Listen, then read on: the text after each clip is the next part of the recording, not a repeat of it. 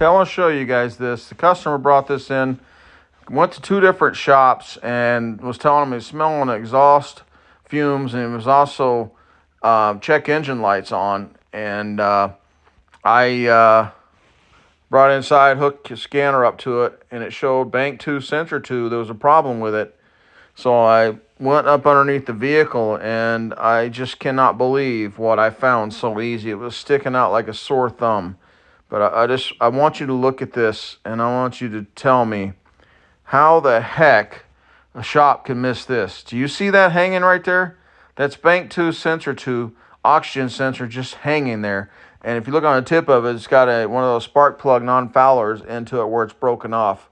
But right up here is where it goes in, it screws in. So I've got to heat this up, and I got to get the rest of that spark plug non-fouler out of the threads of the catalytic converter, and then I got to try and fix the threads.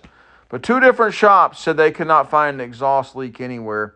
And I mean, look at this. That sensor is just hanging there. This absolutely kills me. I cannot believe this stuff that I'm seeing anymore.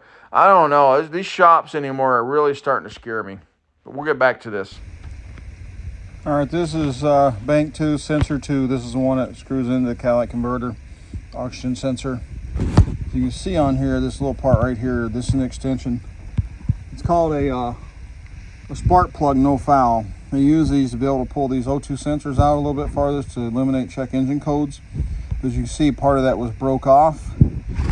Here's a new one.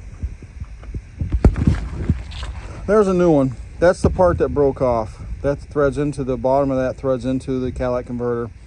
I had to use a torch to heat that up. I had to jack the front end up, remove the passenger side front wheel, and then I had to take a torch in there to heat that up. I sprayed some Freol in there, and then I used an easy out, and I was actually able, it took a little bit, I had to pound it in there and then work it out, but I got the old piece out, and then I had to come back across with it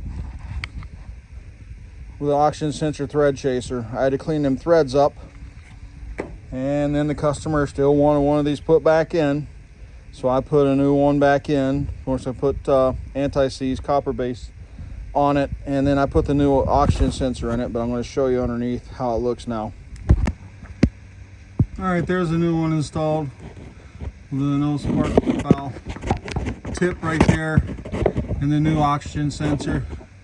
Cleared the code. The car runs great now. The vehicle runs good. So, but that's it right there. Like I said, I had to jack it up, and I had to remove the passenger front wheel. Then I had to go in through the side, through this frame up here, through here, and take a torch to heat that up really good. And then I sprayed some Freol in there to let it penetrate, and then I used an easy out, and I was able to work it out. And then I put a thread chaser in there to clean them threads up going into the catalytic converter, and then I put the spark plug no fouler piece in, and a new O2 sensor. That's bank 2, sensor 2. Saved the person a lot of money. Like I said, I cannot believe these shops didn't see that. I mean, the sensor's just laying there hanging out, just dangling. I just think it was some lazy shops that didn't want to do the work. They didn't want to have to mess with trying to get them old threads out of there. And you know, some places were wanting $1,500 plus for the catalytic converter. Most places would have just made them replace the catalytic converter. They said, oh, it's no good, we wouldn't do it. But I saved this person a lot of money and time. But that's what we did with it. Take care.